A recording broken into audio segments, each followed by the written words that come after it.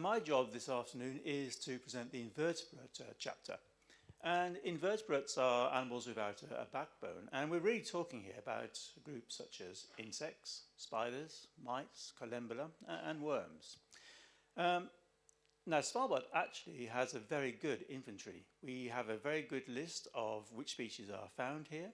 It's probably the best inventory for any region of the Arctic. And we know there's around, well, over 1,000 species of terrestrial and freshwater invertebrates found here.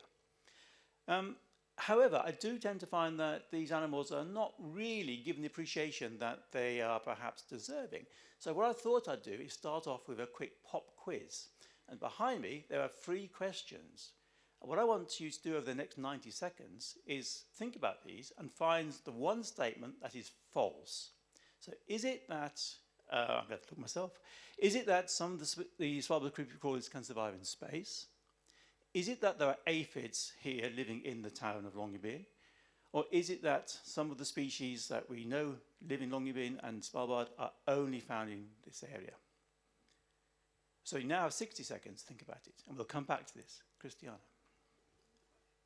Thank you. So, these animals are very small. However, they play a very important role in the ecosystem that we see.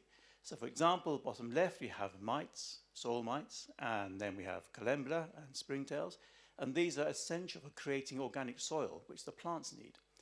We have the spiders, very important prey items for nesting snow buntings and other nesting birds. And we have some of the flies, which are important in pollination processes, for example. But we know that the Arctic is changing, and we don't know how these animals are responding to this. And without understanding how these animals respond, we don't know how the knock-on effects are going to look. So we need to do long-term monitoring.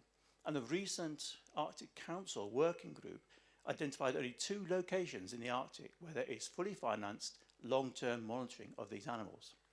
So what this chapter is arguing for is, first, it describes the fauna and what it does.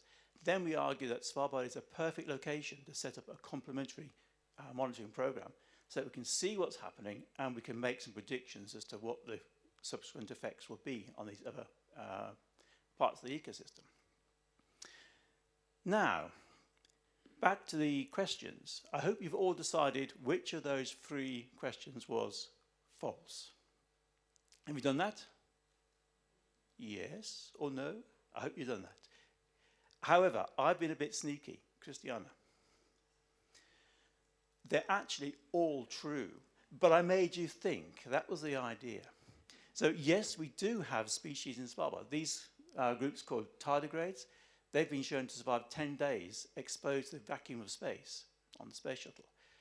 We have a species of aphid that lives in Longyearbyen called Pemphigus polyglobuli.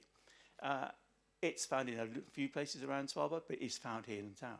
We have 2 other species of aphid, and they are endemic. They are only found in Svalbard, and they can be found just down the valley in Appendal.